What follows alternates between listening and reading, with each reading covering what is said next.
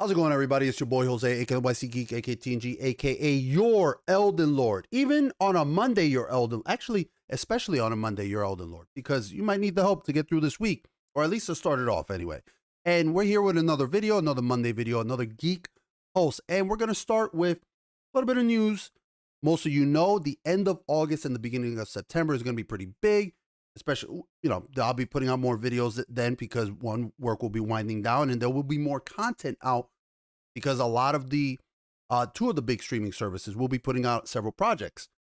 Disney Plus is going to be coming out with Andor on August 31st, which will be following the story of Cassian Andor as he goes from being a thief to becoming a spy. And I don't know how to feel about that. You guys know I'm not a big fan of prequels. You take out a lot of the tension when you do a prequel. They could be told right, but it's hard. It's hard. And I mean, for goodness sake, we already know that Cassian Andor makes it. It's not a shock. He's in Rogue One. And some of you might say, "Oh, Jose, you hate everything Disney Star Wars." I don't. I loved The Mandalorian. I loved Rogue One. Rogue One is my favorite Star Wars film. That third act blows out 90-something% of Star Wars out there. It was incredible, that third act. So, and I love Jyn Erso. She's a great character. She was a great main character. She was a badass female character without being a bitch. Like, you can do that, Disney. You can make a strong female character without having to destroy any of the other characters. I know it's shocking, Disney, but you can do that, and you did it already. So I don't know why you're having such trouble figuring that out. But I just don't think that a lot of people are going to tune in to see the prequel story of a secondary protagonist from, one of their side films, which was not there. It feels, and it's not that it feels, it is that Disney has run the well dry when it comes to Star Wars. They have no idea where to go with it. I know they're going to ruin Ahsoka. I know they're going to ruin, and Ahsoka's my favorite. He's hands down my favorite fucking Star Wars character. And I know they're going to ruin her too. They're going to ruin her. And it's just, they have no idea where to go. And the obvious answer is, listen, Disney, you don't have to pay me $1 for this advice, okay? Here's some advice. Stop being lazy. Stop being hacks. Push the fucking timeline like 500 years into the future and create new content. Disney, you lazy fucks. Okay? You can do that. Just stop being lazy. All right? You could just create, well, it doesn't have to be 500 years. I just picked 500 years off the top of my head, but it could be like 200 years. Just get away from the Skywalkers, get away from all of that. Stop running back to the well. Okay? Please. And let me tell you, there's nothing going to be as bad as the next thing, which is basically Amazon's new epic disaster in the works, the Rings of Power. Oh, baby, that's going to be bad. Let me tell you, Rings of Power, which, by the way, that's from Gary from Nerdrotic. Thank you for putting out that term, because I've always said I'm not calling them. I'm not going to reference it to Lord of the Rings anymore. It's not a Lord of the Rings project. They've even said themselves it's not canon, okay? But to further illustrate how far off from Tolkien it is, it's not the Rings of Power, it's the Rangs of Power, okay? It's coming out on September 2nd, and man, that trailer was bad. That trailer was bad. We didn't do a breakdown of it with the Slim Shady villain that's not Sauron. He's supposed to be some kind of priest of some evil character, and they're just gonna have him be like an evil elf because they just don't know what to do. They really don't know. I think it's supposed to be a priest of Melkor, and which, aka Melkor, fucking Morgoth and whatnot. But I don't know, man. They're really. This series looks like it's gonna be bad. Okay, they're even trying to walk back from some of the bad decisions that they made in marketing. They've gone so far as to say it's not going to be it's not going to be canon, and we're like, no shit, Sherlock. You're taking the masterpiece works that Tolkien put out, giving it into the hands of two idiots with no writing credentials to their names, and you're pushing wokeness and diversity all through the show. What did you think was going to happen, Amazon? You cannot be surprised at the backlash you're getting, at the sheer hatred. Did you think people were going to swallow this garbage up? Here's a prediction. Your first season is going to get a lot of views. Going to get a lot of hate views. And then it will sputter out and fade into nothingness. You will have $1 billion waste of time that'll go as well as Game of Thrones and go as well as House of Wheel of Time probably will. But I said House because I'm thinking the next after that, the next big project and the one that I kind of am cautiously optimistically looking forward to is House of Dragon. That comes out August 21st from HBO. I'm looking forward to it, but I'm not. I'm worried because of the woke brigade. I just, you have the cast and the people around it saying stupid things, and they should be keeping their fucking mouths shut because Game of Thrones is pretty close to irrelevant right now. And you need all the eyeballs you could get. Stop trying to push people away from it. Just don't look.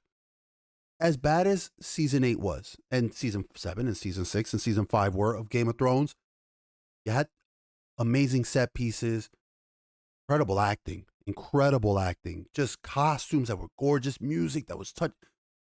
Just focus on the writing and don't try to interject real world stuff into the fantasy. Tell the story there. Focus on that. Keep it out of the media that we're trying to enjoy. And I'm telling you, people will enjoy it.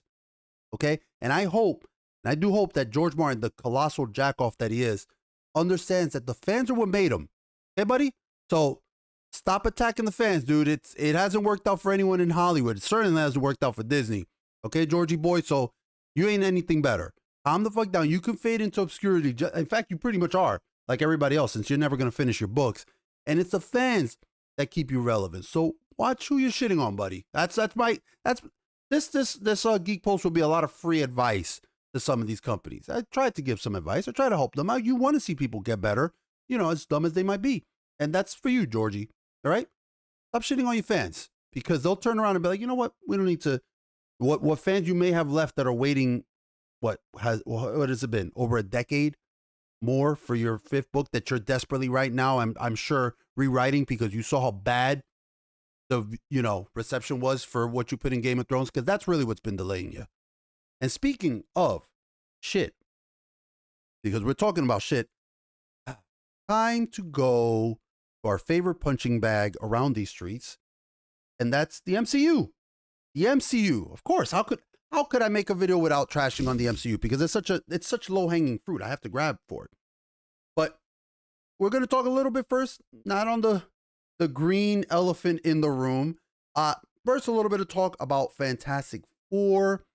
That will be coming out November 8th, 2024. November 8th, 2024. And it's going to be phase 6 of the MCU. It looks like it's going to be starting the phase 6. Kevin Feige recently said that the movie is going to be an origin story, and I quote, because a lot of people know the origin story. And I'm going to tell you, Kevin, no, they don't. They don't. First off, most of the MCU fans are normies. They probably haven't read the comics, which is why some admittedly aren't as bothered by, your adaptations on screen. And when I say normies, I don't want to say that like it's an insulting term. My insulting term usually is for the consumers, and that's a great term from Young Ripper. But no, it's not for norm. It's for norm. It's not, when I call you a normie, it doesn't mean that you are like, you just haven't read. Maybe you never read a comic book. Maybe you never read. Maybe you never watched anime. You never played video. That's fine. You are dabbling into it. So when you go into this, that's why I don't get mad with a lot of the standard, or rather, I don't get annoyed, because to get mad is another level. I don't get annoyed with a lot of people who watch the MCU because they are just going in there, they're watching it. Okay, cool. They don't have that tie-in to it. And they're not out there sitting there being like, this is the greatest thing I've ever seen. No, they're just like, okay, I was entertained. Cool. You paid your money, you got entertained. That's fine. It's the people who come out here and they're like, oh my God, Moon Knight was the greatest thing I've ever seen. And you're wrong. And then you're like, okay, well, here's reasons A through F as to why I think Moon Knight sucked. And they're like, no, it was amazing.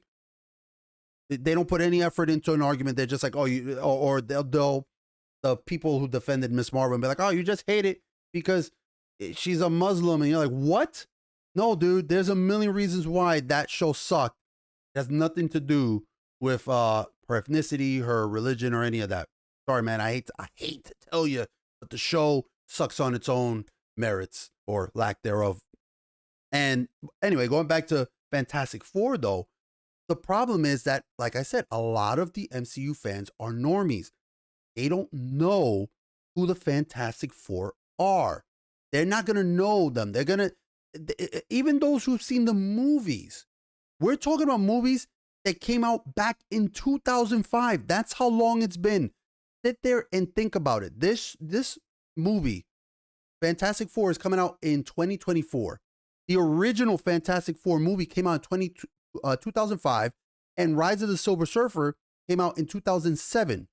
Okay, and that's almost 20 years ago. By the time that this comes out, it will be 1 year off of 2 decades. Okay, by the time that movie releases, and you know, no, nobody saw the 2015 movie. That movie was a bomb.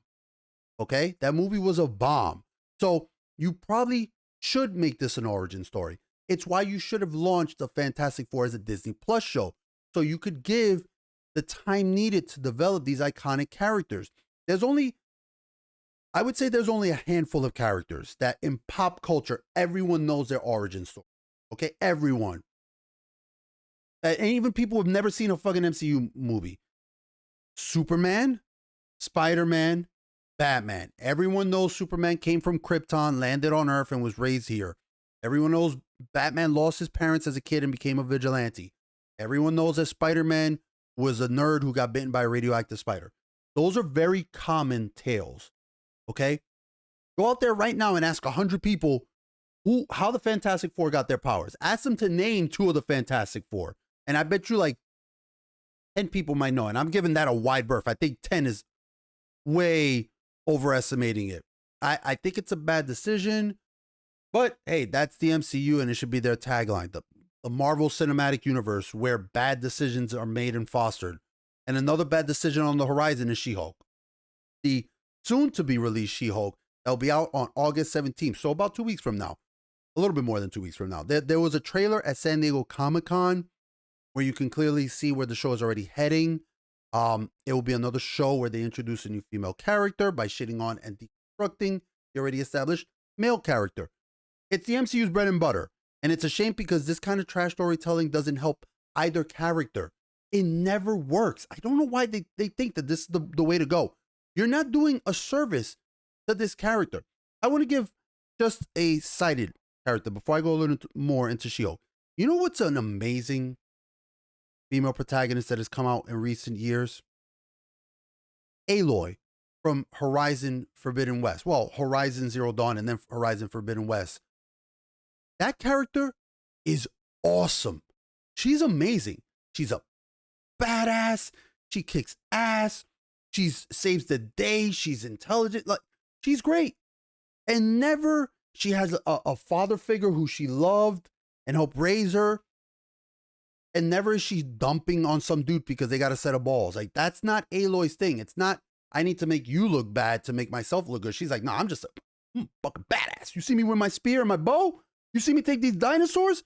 That's Aloy. You're like, oh shit. She just killed an electronic T-Rex. She's a badass. They don't know how to do proper storytelling, and they do a disservice to these characters. You sit there and they're like, oh, you want She-Hulk? I want She-Hulk. If I want She-Hulk, I want it done well. You're not doing her a good service. You're going to make people be like, oh man, it's the same garbage as always. What they did in Thor, it's what they do in Hawkeye. It's what they did in Loki especially. And it's just beyond the obvious stuff shown in the trailer with She-Hulk being already a better Hulk than Bruce Banner. They have a scene where he throws a rock and she throws it farther than him. They have a scene where he's talking about being a Hulk is a balance, and he's balancing on one hand and she's doing all these flips. She thunderclaps him. She tells him she's already nailed all this. He says at the very end of the trailer, is this jealousy that I'm feeling? Is this jealousy? Like, I think I'm jealous. Is that what I'm feeling? They're even changing her origin story to apparently make her even more independent from the Hulk. Okay, now I've done some more looking into She-Hulk since I had known the character primarily from the 90s animated series, which was great. I love that show. And especially the opening where it's just Hulk, Incredible Hulk. That's a great, watch that opening. Go type like 90s animated Hulk and watch that trailer. The opening rather.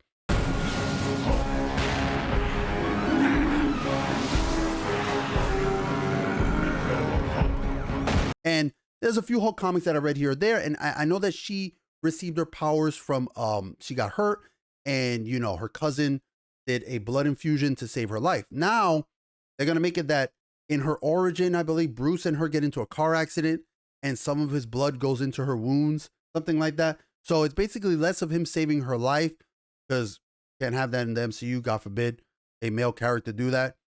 I mean, this show looks like it's just going to be horrendous and cringy as shit too. I mean, I will say this though. I want to say the CGI looks a lot better. The CGI looked a lot better. Okay. And I'm sure that's just Disney been cracking the whip on their already overworked visual effects staff, because that's what Disney does. But it does look good. I want to, at least CGI wise. I did like that they had her talk to the audience and break the fourth wall, which was something she used to do in the comics. But it's all the same. And I expect this to get more eyeballs than, I mean, I expect it to get more eyeballs than Miss Marvel, but because it's really hard to be worse than the kiss of death that is Kamala Khan. But this is not going to pull in Loki eyeballs. And honestly, let's face it, sure as hell not selling Disney Plus to non-subscribers. But not to be outdone in terrible storytelling, trying to seg everything together. DC Comics is putting out an upcoming young adult graphic novel that features the one and only Clark Kent, Superman himself, Superman, the Man of Steel, the son of Krypton. And it'll be a focus on his earlier years on the Kent farm, and now as he's, you know, coming into his powers, and as he is tackling one of the most important enemies out there, online hate group.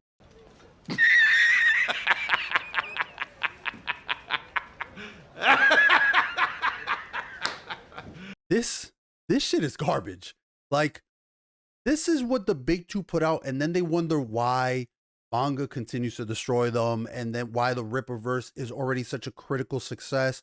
And I swear to God, it's like these people don't know how to write this kind of junk. Like it's like they don't understand subtlety.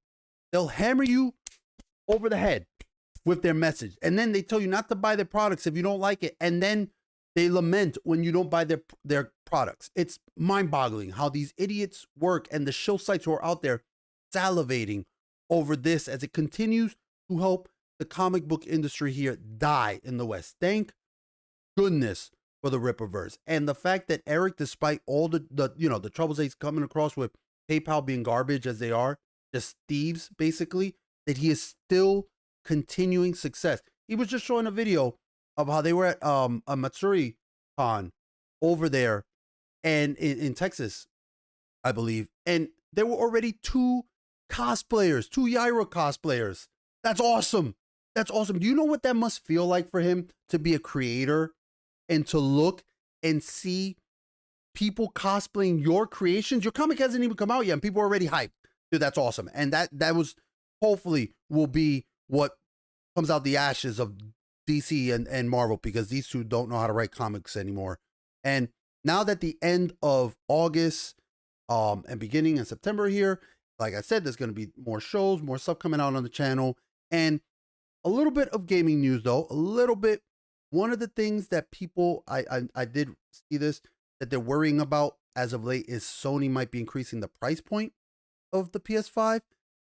You know, we were talking about Aloy a little earlier, but with the microchip shortage and the inflation and just the world sucking all around, earlier this year, Sony did raise the price of several consumer electronics, but that was in Japan, and they didn't raise the PS5 price. But fast forward to recent time, like just a week or so ago, like other electronic prices are starting to rise in price. I think the MetaQuest VR is going to go up I think it's going to go up like $100, because I was looking into getting a VR set. I'm like, oh, I could do that on Twitch. You know, when I stream on twitch.tv/TheNYCGeek, shameless plug time. But I was thinking like, oh, let me get like a VR set.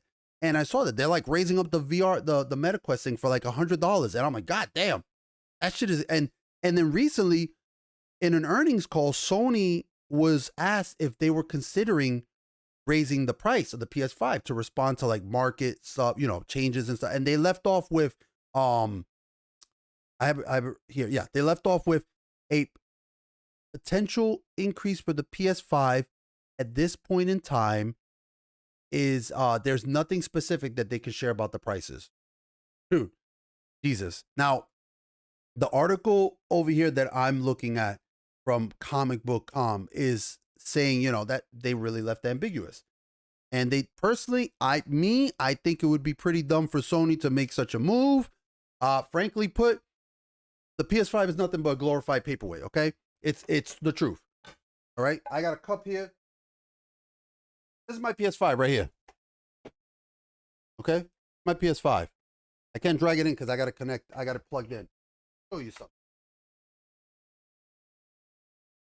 Got a line of dust there. I got to clean up. It's just collecting dust. Okay? I played a little Horizon Forbidden West because, again, Aloy is awesome. And that's it. And other than God of War, Ragnarok this year, like, what else is there to play on the PS5 that you can't play elsewhere? It's just, I'm not saying this is outside of the realm of possibility. Sony is a massive piece of shit company who, like many companies involved in the video game hemisphere, they're greedy as fuck, okay? But I think that even they aren't blind to the fact that video game consoles are a luxury. And when people's wallets are tighter and tighter, especially in a recession, the last thing they're going to do is fork over like $600 for fucking console with little to no games on it, okay? And people are going to be even less inclined with that when the price gets, what, $700 mark? What are they going to do? Raise it to $50? So it's going to be $550 for this version. So $550. And then with tax and all that, it'll be like 600 something, 600 plus bucks. People are going to look at that. They're going to be like, okay, am I going to pay? Do I want to get groceries or do I want to have a PS5? No, they're going to be like, yo, I want to eat for a month because groceries are expensive too. So if it was me and I was Sony, I mean, look, I'm not a big exec, but I would probably I'm not saying that the fears are unfounded. I'm just saying I don't think it's going to be happening. I think it's less likely than more likely. That's what I'm saying, especially because once you start getting to that 600, 700 mark, like when console prices got to like 500, people are like, dude, that's like half a grand, right? But they're like, oh, it's okay. The way they think, and I know I'm the same. I completely understand. They're like, oh, that's triple digits. That's what a console costs, right? It costs like triple digits. That's what you start thinking, right? Because that's the way it's been for God knows how long. Since what, the Nintendo? And they'll be like, wait a minute, this thing is like $1,000. Or they'll start seeing like $800-900. They'll be like, yo, this thing is $1,000. Now it's 4 digits. Trust me.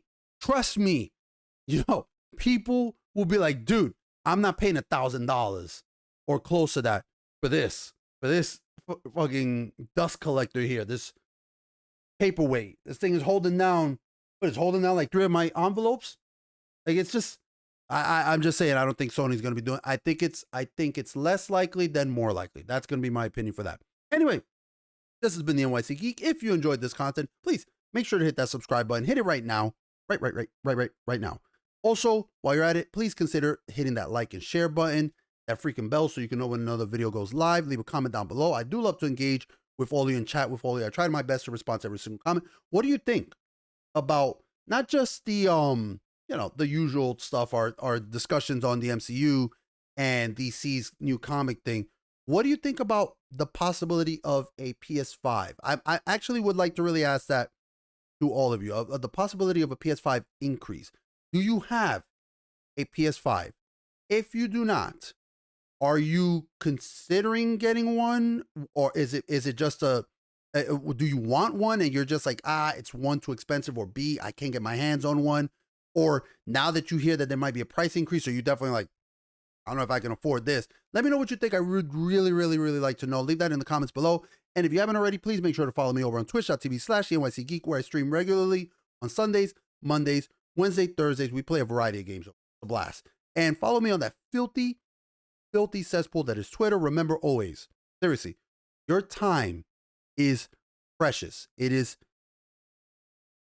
so valuable. And I thank you for sharing that with me. I truly, truly do.